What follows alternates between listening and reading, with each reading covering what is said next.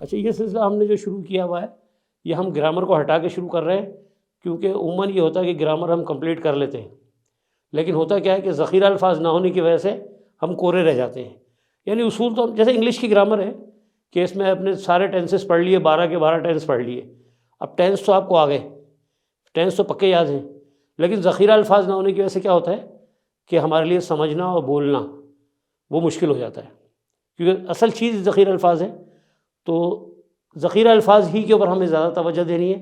اس کے بعد انشاءاللہ پھر ہم دیکھیں گے کہ گرامر کا سلسلہ بھی شروع کر سکے تو وہ بھی کریں گے انشاءاللہ، لیکن پہلے میری کوشش یہ ہوگی کہ زیادہ سے زیادہ الفاظ کا ذخیرہ جو ہے ہمیں معلوم ہو، تاکہ جب نماز میں تلاوت ہم سن رہے ہوں تو کم از کم ہمیں یہ پتہ چل جائے کہ اللہ ہم سے کیا چاہتا ہے یا قرآن ہم سے کیا کہہ رہا ہے۔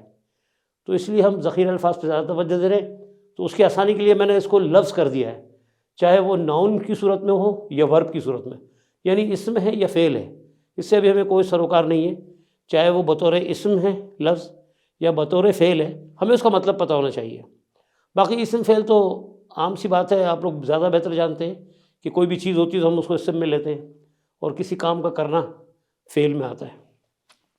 اس کے بعد یہ ہے مادہ، یعنی اس کا مادہ کیا ہے، اس کا روٹ کیا ہے۔ یہ 100 حرفی الفاظ ہوتے ہیں، یہ مادے کے لیے استعمال ہوتے ہیں، اور یہ مادہ بڑا اہم ہوتا ہے۔ جب ہم آگے چلیں گے نا اسی پروگرام میں، اگلے لیکچرز کے اندر جب ہم بڑی صورتوں پہ جائیں گے تو ہم مادہ ہمیں بڑا کام دے گا، تو ہمیں جب روٹ پتہ چل جاتا ہے نا کہ یہ لفظ اصل میں کیا ہے تو وہ مادہ ہمیں بتائے گا اور اس کے معنی۔ تو مادہ بڑا اہم ہوتا ہے، اس لیے میں نے یہ کالم یہ بھی ایڈ کر لیا ہے۔ اچھا، یہ مادے سے آپ کو بڑا فائدہ ہوگا آگے چل کے، کیونکہ ایک لفظ قرآن میں کئی جگہ ہے، تو اگر ہمیں مادہ پتہ چل جائے اس کا اور ہم مادے کو یاد رکھ لیں تو ہمیں فائدہ کیا ہوتا ہے، یعنی اتنی جگہ 80,000 الفاظ قرآن میں بن جاتے ہیں کم و بیش، وہی الفاظ گھوم گھوم کے، اور لیکن اگر ہم ان کو اس مادے سے جب نکالتے ہیں تو وہ مشکل سے 2,000 یا 2,500 الفاظ رہ جاتے ہیں۔ اگر ہمیں 2-2,500 الفاظ قرآن کے یاد ہو جائیں تو ہم 80,000 کے اوپر قابو پا سکتے ہیں، یعنی وہی گھوم گھوم کر آ رہے ہیں۔ پھر باقی جب گرامر پڑھیں گے، اس کے بعد جب ہم گرامر پڑھیں گے نا تو انشاءاللہ آپ کو ذخیرہ الفاظ پہلے سے آتا ہوگا، پھر آپ کو گرامر بڑی کام دے گی۔ تو چلے ہم شروع کرتے ہیں۔ اب یہاں پر دیکھیں لإیلاف قریش، اب اس میں لی ایک یہ حرف ہے، ٹھیک ہے۔ اب اس کو پہلے میں حرف کو بھی اتار لیتا ہوں، اور کہیں میں ہو سکتا ہے کہ نہ بھی اتاروں، ریپیٹ ہو رہا ہو تو پھر ہمیں ضرورت نہیں ہوگی اتارنے کی، لیکن ہم کوشش کریں گے کہ کم از کم میں زبانی بولتا رہوں گا اس کو تاکہ آپ کو ریویژن میں رہے۔ تو لی کے مطلب لیے ہوتا ہے، لیے یا واسطے کہہ لیں آپ۔ اچھا، یہ لفظ ہے لإیلاف۔ اب یہ الاف کیا چیز ہے؟ یہ الفت کو کہتے ہیں، مانوس ہونا، الفت ہونا، تو الفت کے لیے لفظ ہے۔ اب لإیلاف کا مطلب بن گیا مانوس کرنے کے لیے، یعنی الفت کے لیے۔ اب یہ آگے لفظ ہے لإیلاف قریش، کس کی بات ہو رہی ہے؟ کن کو مانوس کرنے کے لیے، کن کی الفت کی بات ہو رہی ہے؟ اہل قریش کی بات ہو رہی ہے۔ اب یہ اہل قریش آپ کو پتہ ہے کون تھے؟ جو مکہ کے جو بھی سرداران تھے، وہ یعنی مکہ میں رہنے والے وہ لوگ تھے جو قریش کہلاتے تھے، اور اللہ کے نبی کا تعلق بھی اسی قبیلے سے تھا۔ تو کہا جا رہا ہے لإیلاف قریش، تو ہم نے یہاں ایلاف کا روٹ ہے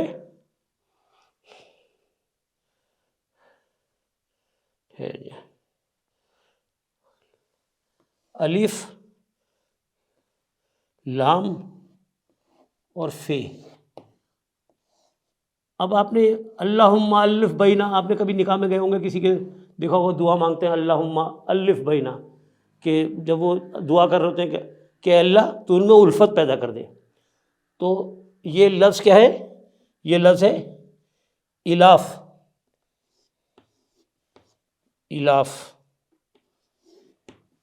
یہ لفظ اس طرح لکھا جائے گا، اس کا مطلب ہوتا ہے الفت۔ الفت تو آپ سمجھتے ہیں یہ محبت کو ہی کہتے ہیں، مانوس ہونے کو، ایک دوسرے سے مانوس ہونا یا محبت پیدا کر دینا آپس میں۔ تو یہ کہا جا رہا ہے قریش کے اندر الفت، اللہ نے الفت دلائی۔ اب اگلی صورت ہمیں بتائے گی اور مزید وضاحت اس کی، اگلی آیت ہمیں کیا کہہ رہی ہے؟ ایلافہم۔ اب دیکھیں یہی الفت دوبارہ آ گیا۔ اب یہ ہم اور ہم، یہ میں لکھ دیتا ہوں یہاں، ہے میم ہم۔ اب یہ کیا ہے؟ یہ لفظ ہے، اس میں اشاریہ ہے۔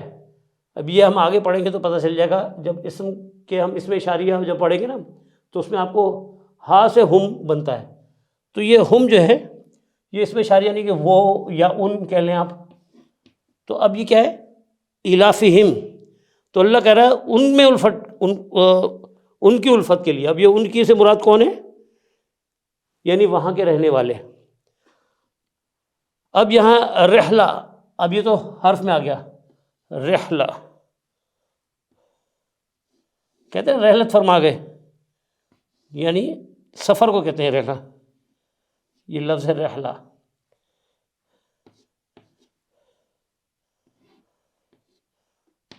یہ لفظ ہے رحلہ. رحلہ کہتے ہیں اس کا روٹ ہے رے لام، رحل، اور یہ اس کے معنی کیا ہیں؟ سفر کے. اب یہ کن میں الفت ڈالی جا رہی ہے؟ الافہم رحلت الشتاء، یعنی ان لوگوں کی جن کے دلوں میں اللہ نے الفت ڈالی وہ کون ہے؟ مسافروں کی بات ہو رہی ہے. یعنی جو سفر کرتے تھے مکہ میں آنے والے، جو شام سے یمن سے لوگ آتے تھے اور آ کے مرکز تھا مکہ، تو ان کے لیے اللہ تعالیٰ کہہ رہا ہے کہ ہم نے ان میں الفت ڈال دی. ہوتا کیا تھا کہ اسلام سے پہلے وہاں پر مار دہاڑ بھی ہوتی تھی، قافلوں کو لوٹا بھی جاتا تھا. تو اللہ نے ان میں ایسی ایک الفت ڈال دی ان لوگوں میں، یعنی اسلام کی برکت سے قریش میں، اہل قریش کے اندر، کہ جو لوگ مسافر آتے تھے وہ بڑے مطمئن ہوتے تھے. اب یہ لفظ شتا، شتا کہتے ہیں سردی کو. میں زیر زبر پہ یہاں زور نہیں دے رہا، بلکہ میں ویسے ہی لکھتے جا رہا ہوں. قرآن آپ کے پاس گھر میں ہے، آپ کھول کے اس کو دیکھ سکتے ہیں. تو یہ لفظ یہ شتا جو ہے یہ کہتے ہیں سردی کے موسم کو. اب اس کا روٹ تو بنتا ہے شین تے اور واو. یہ ہے سردی یعنی جاڑے کا موسم. اور یہاں واو کا مطلب ہم پہلے بھی پڑھ چکے ہیں. واو دو طرح کے ہوتے ہیں، واو کا مطلب اور ہوتا ہے، لیکن اگر اگلے لفظ کے ساتھ زیر آ جائے تو وہ اس کے قسمیہ جملہ ہوتا ہے. بہرحال یہ یہاں پر وصیف لکھا ہوا ہے. اب یہ کیونکہ آگے آیت جو ہے وہ فے کی جو ہے وہ زیر نہیں پڑھا جاتا، وصیف. تو اب یہاں پر اس کا مطلب ہوتا ہے سیف کہتے ہیں گرمی کو. وا کا مطلب اور ہو گیا سواد یہ اور فے، جیسے سیف کہتے ہیں گرمی کو، اور سواد یہ اور فے. ویسے آپ اکثر دیکھیں گے کہ اس کے جو روٹ نکل رہے ہیں وہ اس سے بہت ملتے جلتے ہوتے ہیں. تو آپ کو ایک آسانی اور مل جائے گی کہ آپ روٹ دیکھ کے بھی لفظ ذہن میں لا سکتے ہیں. یہ ہے گرمی، یعنی گرمی اور سردی کی بات ہو رہی ہے یہاں پر. تو وہ یعنی جو سفر کرتے تھے اللہ تعالیٰ نے ان کے ایسی وہ کر دی ان کے دلوں میں کہ وہ سردی کے والے جو لوگ ہوتے تھے سردی کے اندر بھی وہ سفر کر کے آتے تھے اور گرمی میں بھی سفر کر کے آتے تھے. یہ سب مکہ کی طرف جو لوگ آتے ہیں ان کی بات ہو رہی ہے. تو اللہ نے ایک ایسا ماحول بنا دیا تھا الفت کا کہ آپس میں ایسی محبتیں رکھ دی تھی کہ یعنی وہ بھائی چارگی اور امن قائم ہو گیا. تو وہاں مسافر بھی جو ہے بڑے سکون سے آتے تھے. اب یہ وجہ بتائی جا رہی ہے اس کی اگلی آیت میں. اگلی آیت میں فَلْيَعْبُدُوا رَبَّ هَٰذَا الْبَيْتِ. تو یہ کس لیے؟ فا کا مطلب ہوتا ہے پھر. اب یہ یعبدو، اب یہ یعبدو کیا ہے؟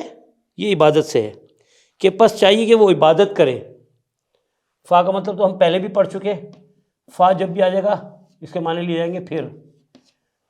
ٹھیک ہے، یا پس کہہ لیں آپ اس کو. ہم پس کہتے ہیں نا، پس ایسا ہوا یا پھر ایک ہی بات ہے. پھر کہہ لیں یا پس ایسا کر لیں. تو آسان الفاظ پھر ہی ہے کہ پھر ان کو چاہیے کہ وہ عبادت کریں. فَلْيَعْبُدُوا. اچھا، یہ عبد کہتے ہیں عبادت کے لیے. یہاں لفظ ہے عبد. ویسے عبد کے معنی غلام کے بھی ہوتے ہیں، بندگی کے بھی ہوتے ہیں، اور عبادت بھی کے لیے بھی روٹ یہی ہے. تو عبد کا روٹ کیا ہے؟ اب یہاں عبد فَلْيَعْبُدُوا، تو عبد لکھ رہا ہوں میں خالی. عبد کہتے ہیں عبادت کہہ لیں آپ اس کو. اس کا روٹ ہے عین بے اور دال. یہ بات ہو رہی ہے یہاں پر عبادت کی. تو اللہ تعالیٰ نے ان کے دلوں میں جو بھی محبتیں ڈالی ہیں، وجہ بتا رہا اللہ تعالیٰ کے پاس، یا پھر ان کو چاہیے کہ وہ کیا کریں؟ عبادت کریں. کس کی؟ رب ھذا البیت، یعنی اللہ کے اس گھر کی. تو رب اللہ کو یہاں مخاطب کر کے رب کہا گیا ہے. رب کے ویسے معنی ہوتے ہیں پالنے والا، پرورش کرنے والا.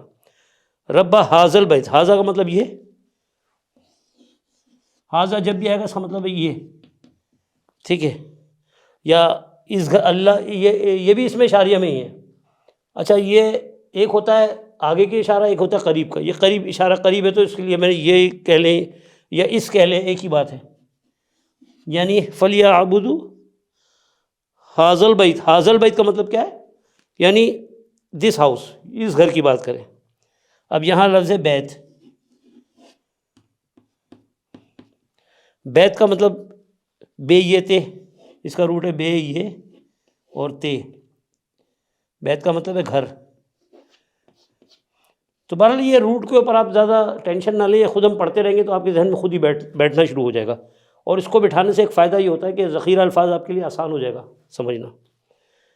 تو اب وجہ اللہ نے بتائی، تو ان کو کرنا کیا چاہیے کہ اس گھر کی عبادت کریں. اگلی آیت ہے الذی اطعمہم من جوع وآمنہم من خوف. اب یہاں اللہ تعالیٰ کیا کہہ رہا ہے ہم سے؟ اچھا، الذی یہ اللہ کے لیے یہاں پر الذی، ٹھیک ہے، یہ اس کا مطلب ہے جس نے کہہ لیں آپ. الذی یعنی جس نے، اطعمہم، اب یہ پھر ہم آ گیا یعنی ان کو، ٹھیک ہے. اطعمہم طعام دیا ان کو، ٹھیک ہے. تو یہاں اللہ ہم سے کیا کہہ رہا ہے کہ وہی اللہ جس نے طعام دیا ان کو من جوع. من کا مطلب پہلے بھی ہم پڑھ چکے، من کا مطلب تھا سے، فی کا مطلب ہوتا ہے میں، اور من کا مطلب ہے سے. یہ بار بار ہم پڑھتے رہیں گے، آپ کو یاد ہو جائے گا. تو من جوع، جو کہتے ہیں بھوک کو. اطعمہم یعنی طعام دیا، جوع جیم واو اور عین، جو کہتے ہیں بھوک کو. تو اللہ تعالیٰ کیا کہہ رہا ہے ہم سے؟ اطعمہم، کہ ہم نے ان کو طعام دیا، من جوع، کس میں؟ جب ان کو بھوک لگتی ہے، یعنی بھوک میں ان کو طعام دیا اللہ نے. وآمنہم من خوف، اور ہم نے ان کو آمنہم، اور ہم نے ان کو امن دیا من خوف، کس میں؟ خوف میں. اب یہ خوف اردو میں بھی بولا جاتا ہے، اس لیے میں سمجھتا ہوں کہ اسے لکھنے کی بھی ضرورت نہیں ہے، ٹھیک ہے. امن کو ہی کہتے ہیں. وآمنہم، اب یہ ہم پھر وہی آ جائے گا کہ ان کو، وہ یا ان. تو اللہ تعالیٰ کہہ رہا ہے الذی، وہ اطعمہم جس نے طعام دیا ان کو، من جوع بھوک میں، وآمنہم من خوف، اور ان کو امن دیا خوف میں. اب یہ دو ہی چیزیں ہوتی ہیں انسانیت کے لیے، دو ہی چیزیں ہوتی ہیں، اس کو اچھا طعام ملے اور بے خوف ہو کے جیے. یعنی اس سے اچھی کوئی چیز ہو سکتی ہے؟ کہیں اگر امن قائم ہو جائے اور لوگ مطلب بے فکر ہو کے سفر کر سکیں، ان کو لوٹنے کا ڈر نہ ہو، یعنی کس قسم کی بدعنوانیاں وہاں پر نہ ہوتی ہوں. اور دوسرا پیٹ کا معاملہ ہوتا ہے، یعنی انسان کو اچھا کھانے کو ملے اور امن ملے. تو میں سمجھتا ہوں کہ دنیا میں اس سے اچھی کوئی جگہ نہیں ہے. تو اب یہ سورہ قریش جو ہم نے پڑھی ہے، اس کے اندر اللہ تعالیٰ نے ہمیں کیا بتایا کہ یعنی اللہ کی طرف سے ایسی رحمتیں اور ایسی برکتیں، یعنی وہ امن والی جگہ ہے. کعبہ کی بات ہو رہی ہے، فَلْيَعْبُدُوا رَبَّ هَذَا الْبَيْتِ، ہم یہاں کہہ رہے ہیں تو یہ کعبہ کی بات ہو رہی ہے. یعنی اس سرزمین کو اللہ تعالیٰ نے اتنا نوازا. اور حقیقت ہے کہ آج بھی دیکھ لیں کہ سب سے زیادہ امن والی دنیا میں جگہ وہی ہے. اور اس بات کا اعتراف پوری دنیا کرتی ہے کہ وہاں جب نماز کا ٹائم ہوتا ہے، میں کبھی گیا تو نہیں ہوں، لیکن جو میرے دوستوں میں سے جو لوگ گئے ہیں وہ بتاتے ہیں کہ اگر سنار بھی ہے اور اذان ہو جاتی ہے تو ایسی کپڑا ڈالتا ہے اور نماز پڑھنے چلا جاتا ہے. یعنی اس کو یہ خوف نہیں ہے کہ کوئی آ کے میرا سامان لے کے لوٹ کے نہ لے جائے. تو یہ ایک حقیقت بھی ہے، اور اس کو آپ اس گھر کی برکت کہہ لیں کہ اللہ تعالیٰ نے خود جس کا ذکر کر دیا کہ بہترین طعام اللہ ان کو دے رہا ہے، جس کو اللہ ڈائریکٹ کہہ دے کہ اطعمہم، ہم ان کو کھلائیں گے. ویسے تو اللہ سب کو ہی کھلا رہا ہے، لیکن اللہ نے خاص طور پہ قریش کا نام لے کے جب کہا، اور ویسے بھی آپ دیکھ لیں اس سرزمین پہ کہ لوگ بڑے خوشحال ہیں اور امن ہیں. تو بہرحال یہ ایک ہم نے یہ آج سورہ قریش کو ہم نے دیکھا ہے. اس کے بعد ہم دوسری صورت پڑھیں گے. ہم 3 کوشش کریں گے آج 3 نمٹا دیں. سورہ اخلاص، سورہ نمبر 112. اس میں بھی 4 آیتیں ہیں. اس سے پہلے ہم نے 3 آیتیں والی پڑھی تھی کل، آج ہم 4 آیتوں والی دیکھ رہے ہیں۔ تو اب یہ میں مٹا دیتا ہوں کیونکہ آپ کے پاس تو ویڈیو میں ہے، آپ دوبارہ پیچھے کر کے دیکھ سکتے ہیں۔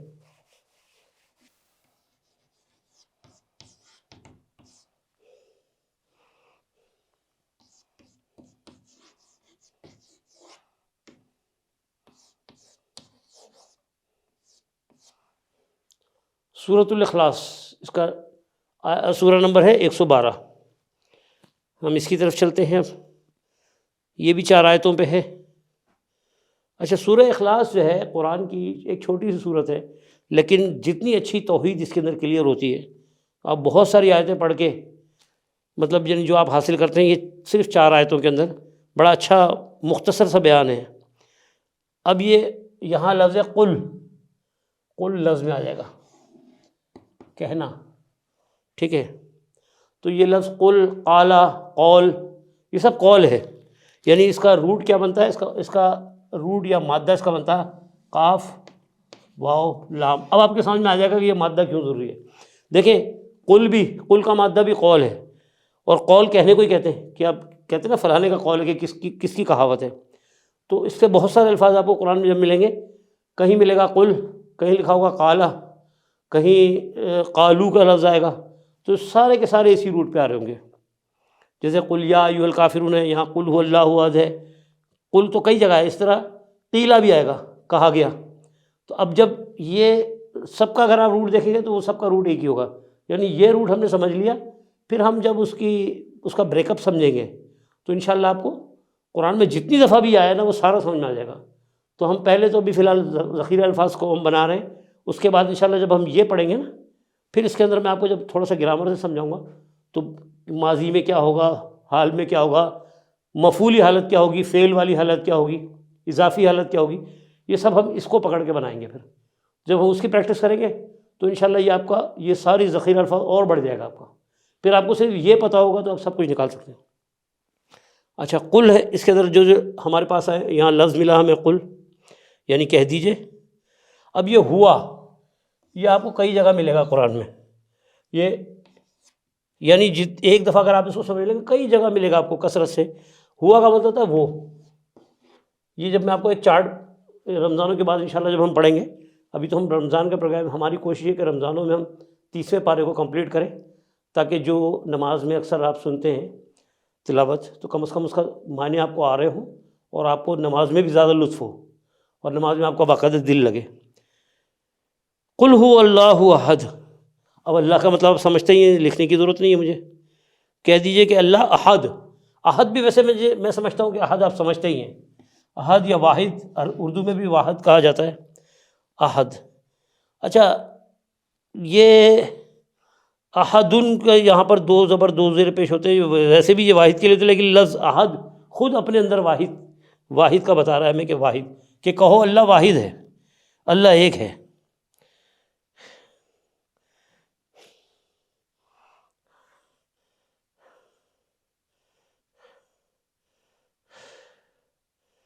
احد، اس کا روٹ میں لکھ دوں، الف ہے اور دال، یہی اس کا روٹ ہے۔ اس کا مطلب تھا ایک، کہہ دو یا کہہ دیجئے، قول کا مطلب کہہ دو یا کہہ دیجئے، ٹھیک ہے؟ اور جہاں پر بھی کہنے کی بات ہے اس سے مراد آپ صلی اللہ علیہ وسلم کو کہا جا رہا ہے، ٹھیک ہے؟ اور آپ بذریعہ آپ صلی اللہ علیہ وسلم ہم کو بھی یہ تعلیم مل رہی ہے کہ ہم نے بھی یہی ماننا ہے کہ اللہ کے نبی نے اگر ہم سے کہا کہ اللہ ایک ہے تو ہم نے بھی یہی ماننا ہے۔ اللہ الصمد، اب اللہ کا مطلب آپ کو پتہ ہے، اب یہ لفظ ہے صمد۔ اب صمد کیا ہے؟ صمد کا مطلب ہوتا ہے جس کو کسی کی پرواہ نہ ہو، یعنی بے نیاز، جو ترجمہ لکھا گیا بے نیاز، یعنی بے نیاز کون ہوتا ہے یا جس کو پرواہ نہ ہو کون ہوتا ہے؟ یعنی اس کی مثال ایسی ہے کہ جیسے کہ مثال دنیا کی میں لے لوں، یعنی ایسا کوئی سردار ہو، یعنی جو تمام مسائل لے کے ہم اس کے پاس جاتے ہوں، یعنی اس کے لیے کوئی مسئلہ نہیں ہے اور سب کے مسائل وہ حل کرتا ہو، یعنی اس کو مسائل درپیش نہ ہوں۔ ویسے انسانوں میں تو کوئی بھی ایسا نہیں ہو سکتا کہ جس کو مسائل درپیش نہ ہو، سب کو مسائل درپیش ہوتے ہیں، یعنی اللہ کے لیے کہا جا رہا ہے، یعنی ایسا سردار جس کو انسانوں کی مثال میں اگر میں کہوں گا تو میں کہوں گا سمجھانے کے لیے کہ ایسا سردار یعنی جس کے لیے کوئی اس کے لیے پریشانی ہے ہی نہیں، نہ اس کو کوئی فکرات ہو، اور سب لوگ اس کے پاس جاتے ہوں کہ جی میرا یہ مسئلہ ہے اور وہ اس کے مسئلہ حل کر دے۔ تو یعنی اللہ کی وحدانیت کی بات ہو رہی ہے کہ اللہ بے پرواہ ہے۔ تو اس کا روٹ بن گیا صاد میم دال۔ اچھا، جو میں روٹ لکھ رہا ہوں تو یہ آپ کو یہ انٹرنیشنل بالکل سب جگہ یہ ایک ہی ہے، لیکن اچھی بات یہ ہے کہ انہی میں سے نکلتے ہیں یہ روٹ۔ اللہ الصمد یعنی اللہ بے نیاز ہے، یعنی اس کو کسی کی بھی ضرورت نہیں ہے۔ تو صمد کا مطلب تھا جو ترجمہ کیا گیا بے نیاز، میں نے سمجھانے کے لیے آپ کو وضاحت کے طور پہ بتا دیا ہے کہ یعنی ایسا کوئی شخص ہو جس کو کسی طرح کی حاجات نہ ہو، یعنی وہ دوسروں کی حاجات دور کرتا ہو لیکن اس کی اپنی، یعنی حاجت روا سمجھ لیں آپ، آسان الفاظ میں کہہ لوں کہ حاجت روا۔ تو صمد کون ہے؟ حاجت روا۔ اب اس میں لم، اب یہ لم یہاں کا لفظ ہے، لم کہتے ہیں نہیں کو۔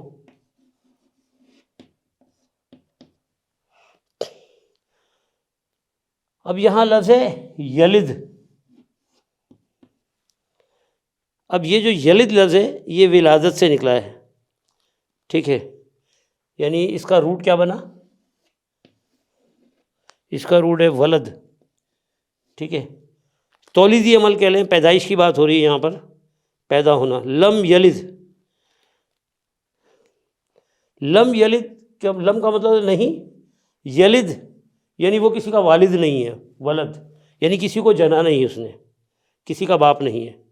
ولم، اور وا کا مطلب پھر اور ہو گیا، یہ کئی دفعہ ہم استعمال کر چکے ہیں الفاظ وا، اس کا مطلب اور۔ ولم پھر وہی ہو گیا نہیں، یولد نہ وہ جنا گیا، یعنی یولد یہ بھی ولدیت، یعنی اس کی کوئی ولدیت نہیں ہے نہ وہ کسی کا والد ہے۔ تو وہ یہی لفظ یولد کے سینس میں آیا۔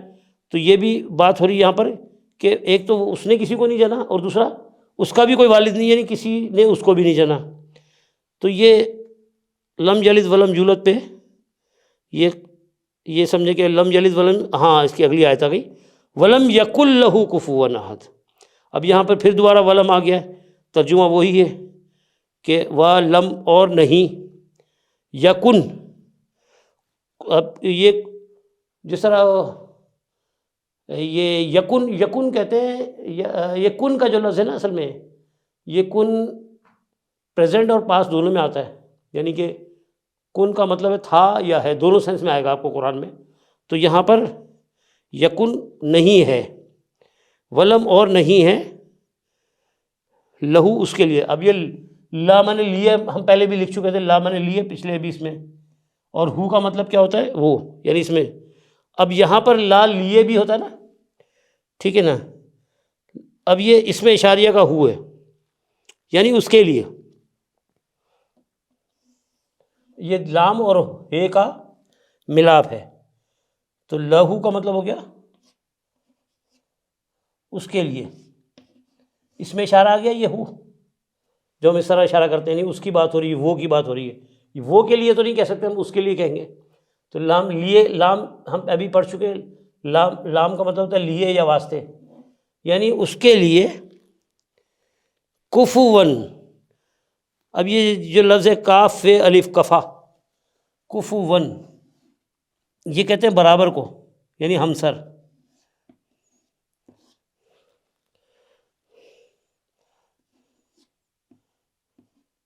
کفو کا مطلب ہوتا ہے برابر یا ہمسر، یعنی کوئی اس کا ہمسر نہیں۔ ولم یکل یعنی اس کے لیے کفوا احد، کوئی اب یہ احد ہم ابھی پڑھ چکے ہیں، احد کا مطلب واحد، یعنی اب یہاں پر احد زو زبر دو زیر کے ہے لیکن ہم اس کو احد پڑھ رہے ہیں، یعنی کوئی ایک ایسا بھی نہیں کہ اس کا ہمسر ہو، یعنی اس کے برابر ہو، برابری کا،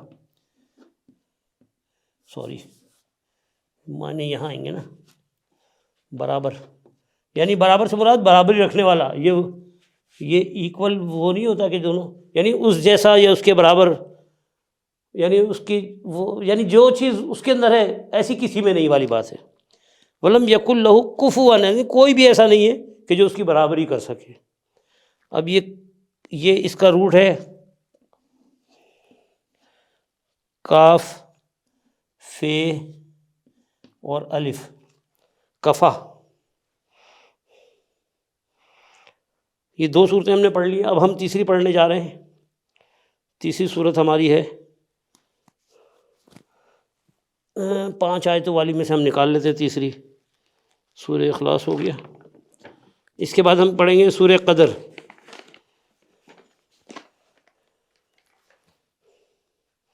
سورہ قدر کی سورہ نمبر ہے ہمارے پاس 97. 97 نکال لیتا ہوں میں.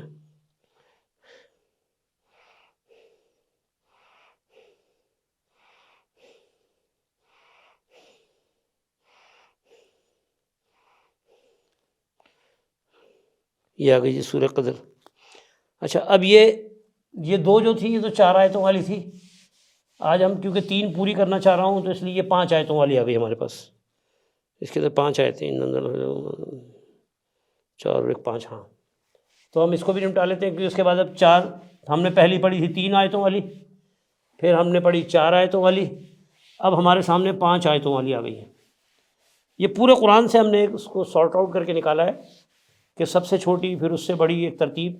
تو ہم اس میں 30ویں پارے میں لے لیں گے اور انشاءاللہ رمضانوں کے بعد میری کوشش ہوگی کہ اسی رینج کے اندر اور صورتیں جو قرآن کی ہیں، جیسے سورہ جمعہ ہے، سورہ منافقون ہے اور سورہ طلاق ہے، ان کو بھی انشاءاللہ ہم رمضانوں کے بعد کور کریں گے. وہ بھی اسی رینج کے اندر ہیں. ہم یعنی سورہ نبا تک پڑھیں گے نا، سورہ ناس سے سورہ نبا تک. تو کیونکہ ہم نے سارٹ آؤٹ کر لیا ہے تو ہمارے پاس پورے قرآن کا سارٹ آؤٹ کر کے ہم نے رکھا ہوا ہے. تو ہم یہ کریں گے کہ جب اتنی آیتیں آپ پڑھ ہی چکے ہیں تو اتنی آیتوں والی اور کون کون سی ہیں وہ بھی ہم اس کے ساتھ پڑھ لیں گے، یعنی رمضانوں کے بعد. رمضانوں میں تو ہمارا انشاءاللہ پروگرام ہے کہ 1 مہینے میں یہ ختم کر لیں. اس کے بعد ہم اگلی جائیں گے تو انشاءاللہ سورہ طلاق، سورہ جن، سورہ جمعہ، یہ بھی ہم اس کے ساتھ اس کے بعد پڑھیں گے بعد میں. تو میری کوشش تو یہ ہوگی کہ انشاءاللہ پورا قرآن ہی ہم اسی طرح کمپلیٹ کر لیں اور کوئی ایسا سلسلہ رکھ لیں کہ ہم ذخیرہ الفاظ کو دہراتے رہیں تاکہ جو تلاوت ہم سنیں تو ہمیں پتہ چلے کہ اللہ تعالیٰ ہم سے کیا چاہ رہا ہے. چلیں بسم اللہ کرتے ہیں. سورہ قدر.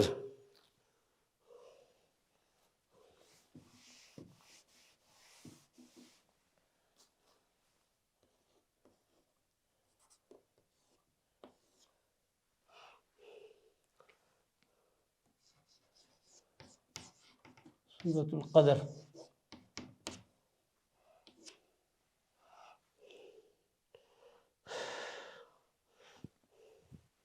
سورہ قدر سورہ نمبر 97.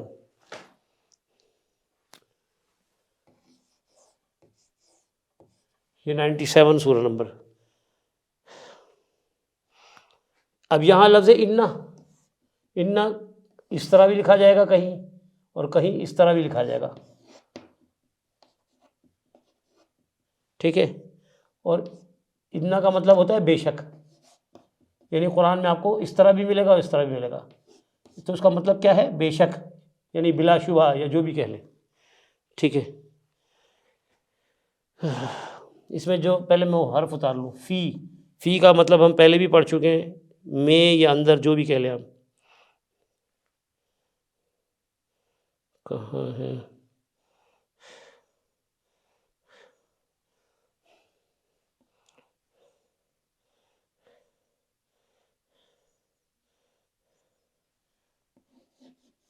میں بھی کہہ سکتے ہیں، اندر بھی کہہ سکتے ہیں، دونوں سینس میں ہے.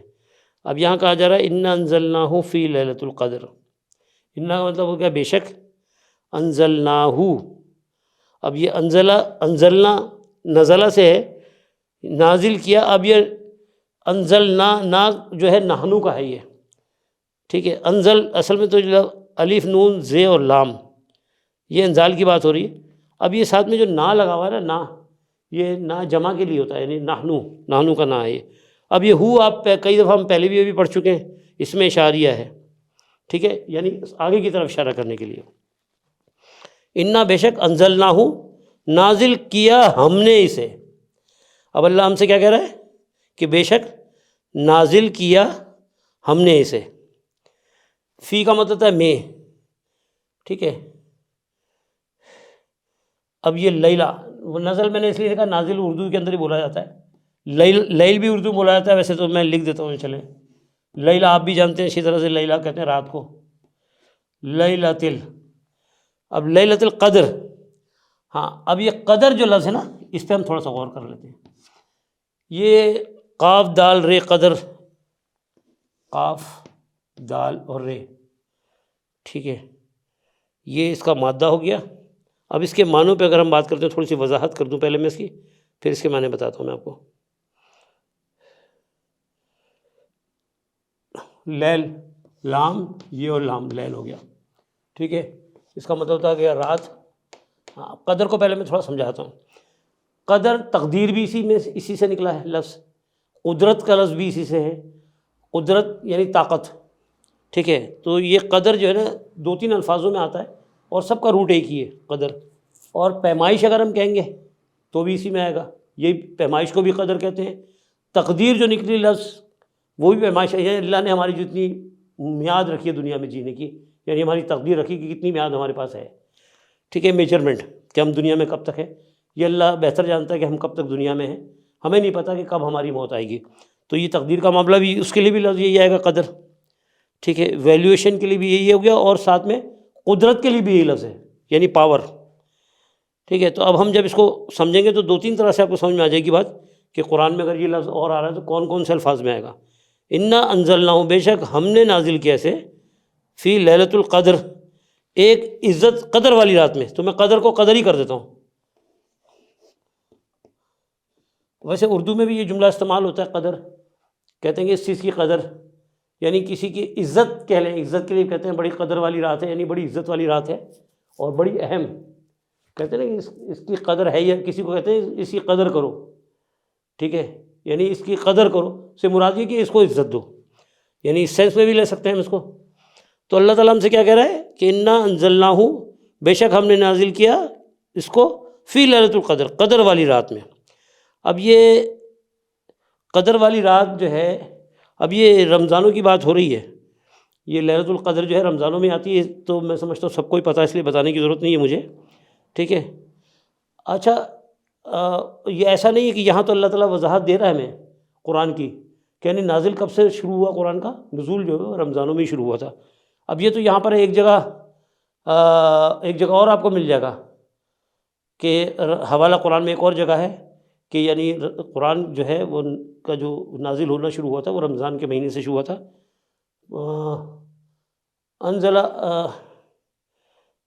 انزل القرآن فی شہر رمضان کا لفظ ہے وہاں پر، ہاں شہر رمضان انزل فیہ القرآن، اس طرح کے عربی کا لفظ ہے وہ، کہ یعنی رمضان کا مہینہ انزل فیہ القرآن، نازل کیا ہم نے اس کے اندر قرآن. یہ ایک جگہ آپ کو اور بھی مل جائے گا قرآن میں. اب یہاں پر دوسری آیت کو ہم دیکھ لیتے ہیں اس کی. یہ دوسری آیت کے اندر جو ہمارے پاس حرف مل رہا ہے ہمیں ماں، واہ کا مطلب تو اور ہے. اب ماں جو ہے نا، ماں، میں اس کے معنی کیا کیا ہو سکتے ہیں بتا دیتا ہوں آپ کو. کیا کے سینس میں بھی آتا ہے، کہیں آپ کو نہیں کے سینس میں ملے گا، ٹھیک ہے، جو کے سینس میں ملے گا آپ کو، یعنی اس کے کئی وہ اس کے الفاظ معنی نکلتے ہیں. یہ ہم جیسے آگے پڑھیں گے جب، تو انشاءاللہ جب ہم گرامر کر رہے ہوں گے تو ہمیں پتہ چل جائے گا.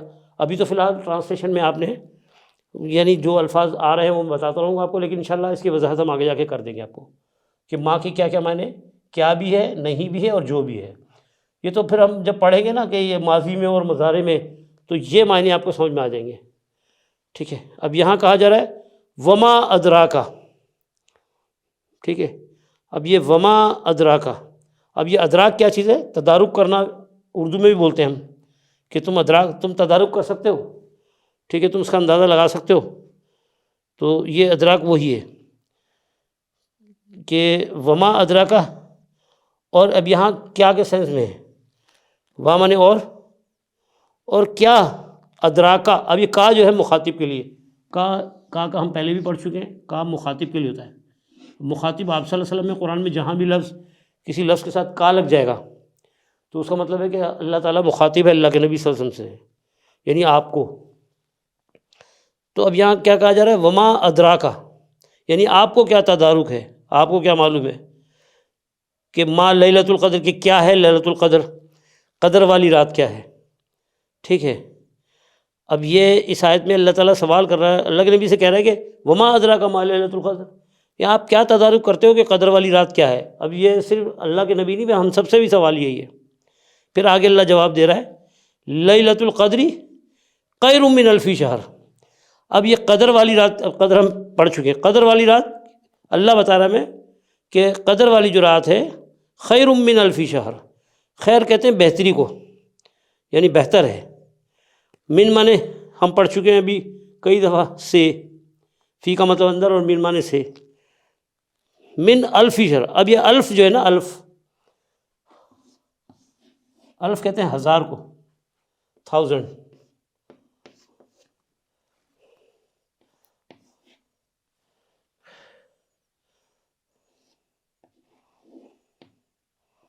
الف کا مطلب کیا ہے؟ 1000، 1000، یعنی کہ شہر کہتے ہیں مہینے کو، شہر رمضان، رمضان کا مہینہ، یہ بھی قرآن مل جائے گا۔ یہ شین ہے اور رے، اس کے معنی ہوتے ہیں مہینہ، یہ والا گول والا ہے۔ ہم لوگ تو شہر، اردو میں جو ہے شہر ہمارا جو ہے وہ کچھ اور ہوتا ہے، عربی کا شہر کا مطلب ہوتا ہے مہینہ۔ شہر رمضان، قرآن میں یہ لفظ ہے شہر رمضان، یعنی رمضان کا مہینہ۔ تو مختصر ایک اور بات آپ کو میں کرتا چلوں کہ جو لوگ یہ کہتے ہیں کہ قرآن میں جو ہے نا حرمت والے مہینوں کا ذکر نہیں ہے، تو یہ شہر رمضان یہ قرآن کا ہی الفاظ ہے، یعنی اللہ نے رمضان کے مہینے کا ذکر قرآن میں کیا ہوا ہے، اور دوسری جگہ حج کے مہینے کا بھی ذکر کیا ہے۔ تو 2 مہینوں کا اللہ نے باقاعدہ نام لیا ہے قرآن میں، اور تیسری جگہ ایک جگہ لکھا ہوا ہے الشہر الحرام بالشہر الحرام۔ اللہ کہہ رہا ہے حرمت والے مہینے حرمت والے مہینوں کے ساتھ ہیں۔ تو اب آپ رمضان کو پکڑ کے اور حج تک جب جائیں گے تو 4 مہینے بن جاتے ہیں آپ کے، یعنی رمضان کے بعد شوال، ذیقعد اور ذی الحج۔ تو بھائی ایسا نہیں ہے، جو لوگ یہ دعوے کرتے ہیں کہ قرآن میں کہیں بھی نہیں لکھا ہوا کہ حرمت والے مہینے 4 مہینے کون سے ہیں، تو ان کے لیے میں بتا دوں کہ یہ 3 آیتیں قرآن کی نکال لیں، آپ کو جواب مل جائے گا۔ اچھا جی، اب یہاں کیا کہا گیا؟ لیلۃ القدر خیر من الف شہر، یعنی لیلۃ القدر وہ ہے، جو اللہ جواب دے رہا ہے، جو 1000 مہینوں سے بہتر ہے۔ اب کیوں بہتر ہے آگے بتایا جا رہا ہے۔ تنزل الملائکہ، اب تنزل الملائکہ، ملائکہ کا نزول ہوتا ہے۔ اب یہ ملائکہ جمع کے صیغے میں، والروح، اب یہ جو لفظ ہے روح، واہ کا مطلب تو اور ہو گیا، بار بار پڑھ رہے ہیں ہم۔ اب یہ روح جو ہے نا، روح، اس کے 2 معنی نکلیں گے۔ ایک تو روح الامین، یعنی یہ روح جو ہے جبرائیل علیہ السلام کے لیے بھی آیا ہے اور احکامات کے لیے بھی ہے۔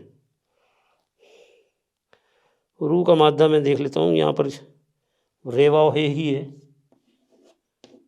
ویسے صحیح فی الفاظ میں ایک بہت اچھی بات یہ ہوتی ہے کہ جو سملر ہوتا ہے زیادہ تر اب ہم کو سملر مل جاتے ہیں اس کے ساتھ۔ اب یہ روح سے مراد جبرائیل علیہ السلام بھی ہے، یعنی روح الامین جن کا لقب ہے، اور روح ویسے قرآن میں جو ہے احکامات کے لیے ہے۔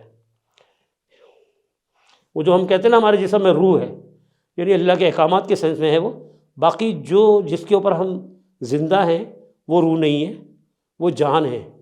جیسے نفس کہتے ہیں جان کو قرآن میں، کل نفس ذائقۃ الموت، یعنی ہر جان کو موت کا مزہ چکھنا، ہر روح کو نہیں، جان کو، یعنی جسم اور جان مل کے انسان بن گیا، اور روح کیا ہے؟ اللہ کے احکامات ہیں۔ اب یہاں اور سمجھ میں آ جائے گا کیونکہ اس پہ ہم ایک پروگرام کر چکے ہیں۔ تو روح جو ہے وہ ایسی چیز نہیں ہے، ہمارے اندر کیا ہے؟ اللہ کے احکامات تو ہمیں لینے ہیں۔ ہمارے جسم میں جان موجود ہے اور جسم موجود ہے، جسم میری باڈی ہے، اور جان جو میں سانس لے رہا ہوں، کل نفس ذائقہ، میری سانس اگر کوئی اس طرح میرا ہاتھ منہ پہ رکھ کے اور ناک کو گھوڑ دے تو میری جان نکل جائے گی، لیکن احکامات جو ہے نا وہ میرے ساتھ جائیں گے۔ میرے جتنے بھی احکامات، جو میں نے احکامات پہ عمل کیا، اچھے عمل ہیں یا برے عمل ہیں، وہ میرے ساتھ جائیں گے، آخرت میں اس کا حساب کتاب ہوگا۔ تو اس کے لیے اللہ تعالیٰ نے جو فرشتے رکھے ہوئے قرآن میں ذکر ہے، کرامن کاتبین یعلمون ما تفعلون ان الابرار لفی نعیم وان الفجار لفی جحیم، کہ اللہ تعالیٰ کہہ رہا ہے کہ 2 معزز، کرامن کاتبین، کرام معزز، کاتبین لکھنے والے، یعلمون ما تفعلون، وہ جانتے ہیں جو فعل ہم کرتے ہیں، یعنی جو بھی ہم عمل کر رہے ہیں وہ لکھا جا رہا ہے، یعنی ان کے باقاعدہ کھاتے ہیں جس میں وہ لکھ رہے ہیں۔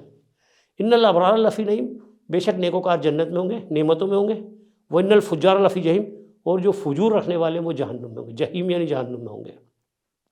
تو یہ کانسیپٹ بھی جو ہے نا یہاں پر کلیئر ہو جائے گا ابھی کہ تنزل الملائکہ کے اندر کہ یعنی روح سے مراد یہ نہیں ہے ہماری روح پرواز نہیں کرتی، ہماری جان فرشتے جب آتے ہیں تو جان قبض کرتے ہیں، ہماری روح قبض نہیں کرتے۔ روح تو ساتھ میں وہ ہمارے جو اقامہ جو لکھے ہوئے کھاتے ہیں وہ ساتھ لے کے چلے آتے ہیں ہماری جان کے ساتھ، یعنی جان نکال دی انہوں نے اور وہ کھاتے چلے گئے اللہ کے پاس، جس کو آپ عالم ارواح اگر کہیں گے تو یعنی وہ مقام ہے جہاں ہمارا حساب کتاب لکھا جا رہا ہے۔ اب واللہ عالم بھی اللہ جانتا ہے بہتر، کیونکہ اللہ نے کہیں اس کی وضاحت نہیں کی قرآن میں اس کے بارے میں کہ وہ احکامات کہاں رکھے ہوئے ہیں، کس طرح رکھے ہوئے ہیں۔ قرآن کی ایک آیت ہمیں ملتی ہے جس طرح وَمِن وَرَائِهِمْ بَرْزَخٌ إِلَىٰ يَوْمِ يُبْعَثُونَ، یعنی آخرت میں زندہ کر کے اٹھائے جانے تک، یعنی ہماری وہ جو جانیں ہیں وہ وہاں پر ہیں لیکن وہ کھاتے کے ساتھ ہیں۔ اب یہ ورا روئے نہیں ہے، یہاں پر ورا کہتے ہیں پیچھے کو، تو وَرَائِهِمْ بَرْزَخٌ یعنی ہمارے پیچھے ایک، ہم جب دنیا سے چلے آئیں گے ہمارے پیچھے ایک برزخ کہتے ہیں آڑ کو، یعنی ایک پردہ ہے، ایک آڑ ہے، ہم ان کے، اس میں اشاریہ، برزخ پردہ ہو گیا، الی یوم یبعثون یعنی کب تک کے لیے، یبعثون کہتے ہیں زندہ کر کے اٹھایا، یعنی جب دوبارہ ہم اٹھیں گے زندہ ہو کر تو وہ پردہ ہٹ جائے گا ہمارا، اور پھر جب تک کے لیے وہ ایک آڑ ہے۔ اب اس پردے کے پیچھے یہ کہنا کہ کیا ہو رہا ہے، یہ سب احمقانہ باتیں ہیں، خلاف قرآن باتیں، کہ اگر ہم یہ کہتے ہیں کہ جس طرح لوگ کہتے ہیں وہ برزخی زندگی یا برزخ کا عذاب یا برزخ میں ایسا ہو رہا ہے، تو اللہ نے کہیں قرآن میں نہیں بتایا، وہ سب روایتی باتیں، اور میں کوشش یہی کرتا ہوں کہ قرآن کو لے کے چلوں، روایتوں سے میں بھی یہی کرتا ہوں کہ بچوں۔ اس کی وجہ یہ ہے کہ روایتوں سے کچھ ہمارے دین میں خلل آتا ہے، سیدھی سیدھی بات ہے، کیونکہ میں بھی مذہب پرست آدمی نہیں ہوں، میں دین کی بات کر رہا ہوں آپ سے، نہ ہی میں کسی مذہب کی تعلیم دے رہا ہوں آپ کو۔ تو دین کی ہم بات کریں گے تو ہم قرآن کی بات کریں گے، ہم قرآن سمجھ نہیں آئے ہیں یہاں پر، تو وہ جو بات ہے روح والی وہ یہاں اور اچھی کلیئر ہو جائے گی۔ کیونکہ میں نے ایک دفعہ پروگرام کیا تھا تو کچھ لوگوں نے کہا تھا کہ نہیں آپ جو ہے نا وہ صحیح نہیں کہہ رہے، کوئی کمنٹس سے، تو بہرحال میں تو قرآن کھولتا ہوں، اگر میں نے ان سے بھی کہا تھا کہ اگر کہیں ترجمے میں آپ کو روح کہیں مل جاتی ہے، یعنی جان کے سینس میں روح پرواز کرتی ہوئی کہیں ہو تو مجھے وہ آیت بھیج دیں، یعنی احکامات۔ اب یہاں لکھا ہوا ہے تنزل الملائکہ، اب اس کو میں ایک ایک لفظ سے جب ہم پڑھیں گے نا تو ہمیں اور کلیئر ہو جائے گا۔ اب اللہ تعالیٰ کہہ رہا ہے تنزل الملائکہ یعنی ملائکہ اترتے ہیں، نازل ہوتے ہیں، جو بھی کہہ لیں فرشتے، والروح، اب یہاں روح سے مراد یہ یعنی جبرائیل علیہ السلام لے کر آتے ہیں یا واللہ عالم فرشتے لے کر آ رہے ہیں، اب پتہ نہیں جبرائیل علیہ السلام، والروح اب جو اللہ کے احکامات ہیں یہاں پر روح لے کر آتے ہیں۔ اگر میں تھوڑی دیر کے لیے ترجمہ ایسے ہی کر دوں لفظ بلفظ، تنزل الملائکہ اترتے ہیں فرشتے اور روح، ٹھیک ہے، فیہا اس میں، ٹھیک ہے، اب کس دن کی بات ہوئی، باذنی اللہ کے حکم سے، اب دیکھو کیا بن گیا، اللہ کے حکم سے تو احکامات ہی لے کر آئیں گے نا، باذن ربہم اپنے رب کے حکم سے، ٹھیک ہے، من کلی امر یہ بھی لفظ ہے حکم، من کل تمام احکامات لے کے اتر رہے ہیں۔ تو اب یہاں پر بھی روح کا لفظ ہے، اب یہاں پر اگر میرے اندر روح پہلے سے موجود ہے تو کیا میرے اندر اور اللہ فرشتے روح لا کے ڈالیں گے؟ اگر تھوڑی دیر کے لیے تصور کر لیں کہ روح ہی قبض کرنے آتے ہیں فرشتے، تو روح تو ہمارے اندر پہلے سے ہے، اب یہاں ملائکہ کون سی روح کے لے کر آ رہے ہیں ہمارے لیے؟ اب ظاہر ہے جو ہم اللہ کی عبادت کرتے ہیں، شب قدر کے اندر جو بھی آپ عبادت کرتے ہیں، پوری رات جاگتے ہیں، اور اب یہ شب قدر کا جو معاملہ ہے وہ روایتوں میں تو اس کے بہت وہ ہے، اختلاف بھی ہے، کہیں 27ویں ہے، کبھی بل طاق راتوں، کہیں لکھا ہوا ہے طاق راتوں میں، تو بہتر یہ ہے کہ رمضان کا پورا مہینہ ہی ایسا ہوتا ہے کہ ہم راتوں میں جاگ رہے ہوتے ہیں، تو بہتر یہ ہے کہ ہم راتوں میں عبادت کریں، اب وہ کوئی سی بھی رات ہو، ہمارے لیے تو ہر رات اہم ہے، کیونکہ ایک مہینے کے لیے تو آتا ہے۔ تو اب اگر یہاں اللہ تعالیٰ کہہ رہا ہے تنزل ملائکہ، ٹھیک ہے، اب وہ ملائکہ جو آ رہے ہیں وہ کیا لے کر آ رہے ہیں؟ روح لے کر آ رہے ہیں۔ روح کے معنی اس لیے میں نے یہاں نہیں لکھے کہ روح کا مطلب احکام پہلے بھی ہم لکھے، ویسے لکھ دیتا ہوں میں اس کے معنی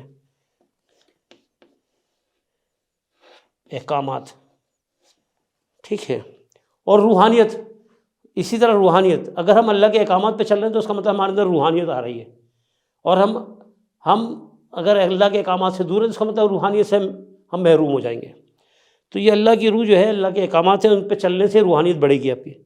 فیہا اس میں، یہ میں لکھ دیتا ہوں، یہ کئی جگہ آئے گا قرآن میں، فی کا مطلب ہوتا ہے اندر یا میں، ٹھیک ہے، ہاں اس میں اشاریہ آ گیا، یعنی ہم اشارے کی طرف، یعنی اس میں فی ہا، اس میں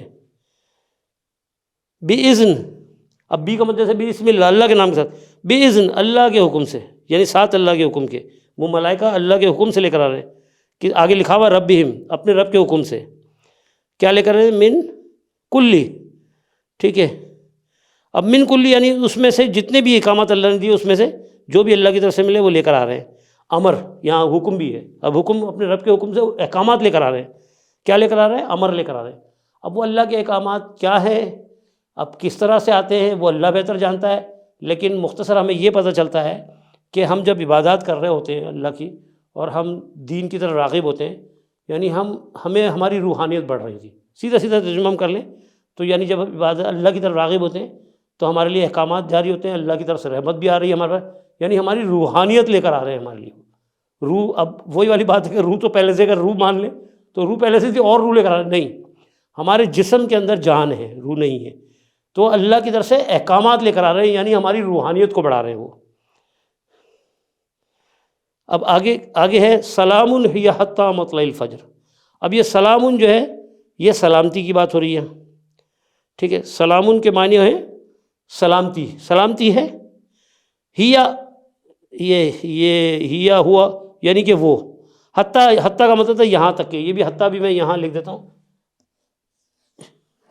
حتی کا مطلب یہاں تک کہ، ہم اردو میں بھی استعمال کرتے ہیں حتیٰ کہ، ہم کہتے ہیں نا تو یہاں تک کہ، یا حتیٰ کہ، وہی لفظ ہے۔ مطلع، اب یہ ہے مطلع الفجر۔ اب یہ مطلع الفجر جو ہے، مطلع کہتے ہیں طلوع ہونے کو، ٹھیک ہے۔ اب یہ فجر کیا ہے، فجر کے معنی ہوتے ہیں کہ کسی چیز کا پھٹ کے نکلنا، یعنی اب وہ رات سے دن نکل رہا ہے، یعنی ہم کہتے ہیں نا فجر کا وقت، تو بیسیکلی وہ دن ہو چکا ہوتا ہے، لیکن ہمیں ایسا لگتا ہے کہ جیسے بھی رات ہے، لیکن وہ کیا ہے، رات گزر چکی ہے اور دن نکل گیا ہے، یعنی بالکل پہلا پہر، صبح کا پہلا پہر جو ہے وہ فجر ہے۔ تو یہاں پر مطلع الفجر کا مطلب یہ ہے کہ یعنی جب طلوع ہو جائے فجر، اور فجر کے معنی بھی یہی ہیں، ویسے چشمہ جاری ہونے کے لیے بھی فجر کا لفظ ہے، یہ قرآن میں ہے، مل جائے گا آپ کو جب ہم آگے پڑھیں گے انشاءاللہ تو وہ بھی آئے گا۔ تو فجر کے اصلی معنی کیا ہے کہ پھٹ کر نکلنا، تو یعنی صبح بھی، رات جب پھٹتی ہے اور صبح نکلتی ہے، جس کو ہم اردو میں کہتے ہیں پو پھٹنا۔ تو بہرحال یہ حتیٰ مطلع الفجر، یہاں تک کہ فجر کا وقت ہو جائے، یعنی یہاں تک فرشتے ہمارے پاس وہ احکامات، یعنی وہ روحانیت ہمارے اندر پوری رات چل رہی ہے، جب تک کہ فجر کا وقت نہیں ہوتا، جب تک اللہ کی طرف سے رحمتیں اور برکتیں فرشتے ہمارے لیے لے کر آ رہے ہیں اور ہماری روحانیت کو بڑھا رہے ہیں۔ تو یہ آج ہماری کتنی ہو گئی سورہ قدر کو ملا کر؟ ہم نے سورہ اخلاص پڑھی، ہم نے سورہ قریش پڑھی، ہم نے سورہ اخلاص پڑھی، ہم نے اور سورہ قدر پڑھ لی ہم نے، اور یہ ہمارا پروگرام آج یہ 3 ہمارے مکمل ہو گئے۔ اس سے پچھلے پروگرام میں کل بھی ہم نے 3 پڑھے تھے، آج ہم نے یہ 3 پڑھ لی ہیں، جس میں ہم نے 2 4 آیتوں والی پڑھی ہے صورتیں اور 1 5 والی۔ اب اس کے بعد ہم جو کل پڑھیں گے انشاءاللہ وہ ہمارے پاس 5 آیتوں والی ہیں، اس کے بعد ہمارے پاس جو آئیں گے وہ 6 آیتوں والی۔ تو ہم اب پروگرام کو یہاں ختم کرتے ہیں، اس سے آپ مستفید ہو انشاءاللہ۔ کل انشاءاللہ حاضر ہوں گے اگلی 3 صورتوں کے ساتھ۔ چلیں اپنا خیال رکھیں اور دعاؤں میں یاد رکھیں، اور آج تک میں نے کبھی آپ کو نہیں کہا کہ اس کو میرے پروگرام کو سبسکرائب کریں، لائک کریں، شیئر کریں، اور مجھے اس کی ضرورت بھی نہیں ہے یہ کہنے کی، جس کو ماننا ہوگا اللہ کے احکامات وہ مانے گا، جس کو نہیں ماننا ہوگا وہ وما علینا الا البلاغ، ہمارا کام ہے اللہ کے کاموں کو پہنچانا، ماننا نہ ماننا وہ ڈیپینڈ کرتا ہے جو دیکھ رہا ہے یا جو سن رہا ہے ہم کو۔ اب رہ گئی بات قرآن کی اس بات پہ کہ ہم نے ایک عہد کیا ہے اللہ سے کہ ہم یہ سلسلہ شروع کریں گے کہ جس میں قرآن فہمی، تو قرآن فہمی کے حوالے سے یہاں میں آپ کو کہوں گا کہ اس کو سمجھیں بھی، خود بھی سمجھیں، اور کوشش کریں اپنے گھر والوں کو یا اپنے احباب دوستوں میں سے ان کو زیادہ سے زیادہ آپ شیئر کریں۔ آج میں آپ سے کہہ رہا ہوں کہ اس کو کم از کم شیئر کریں، جو ہمارے یہ پروگرامز چلیں گے رمضان میں، اور انشاءاللہ رمضان کا مہینہ ویسے بھی خیر و برکت والا ہے۔ اگر یہ سلسلہ اگر آپ آگے بڑھائیں گے تو اگر مجھے نیکی ملے گی، قرآن فہمی جو سمجھے گا اللہ کے احکامات کو، تو یقیناً جب وہ سنے، تلاوت سن رہا ہو اور جب اسے قرآن سمجھ میں آ رہا ہوگا تو اس کے دل سے دعا نکلے گی۔ تو اس کی نیکی مجھے بھی ملے گی، اور یقیناً جب آپ اس کو آگے فارورڈ کریں گے تو وہ نیکی میں آپ بھی حصہ دار ہوں گے۔ تو قرآن کے اس علم کو ہم جتنا زیادہ پھیلائیں ہمارے لیے اتنا اچھا ہے۔